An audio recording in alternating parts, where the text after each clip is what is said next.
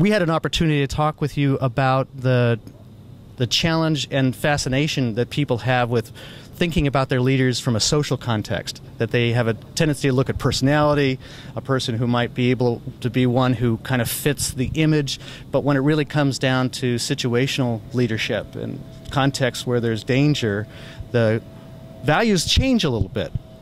It's really relatively easy to lead an organization, and you can build some trust and some loyalty through social means, having cocktails, playing golf. But when there's a dangerous context or when there's a crisis, then the focus shifts to whether or not the leader is competent enough to take the organization through those rough times.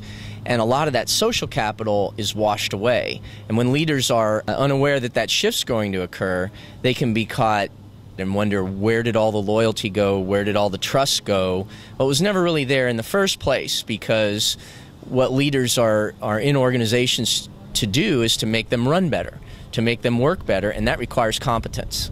I've undergone a test to get a tandem parachute rating so that I could take other people on the front of me.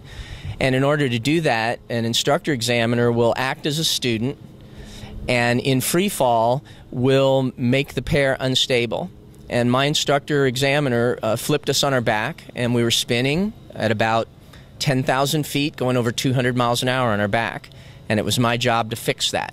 I was able to do it with some difficulty, but even the instructor examiner is made uncomfortable with those kinds of speeds and that kind of altitude. To assume the responsibility of having someone on your chest in free fall has everything to do with competence. And so no one's going to accept that responsibility without having demonstrated competence under the worst circumstances imaginable, and that meant putting us at risk, at increased risk, so that he could validate my ability to do that.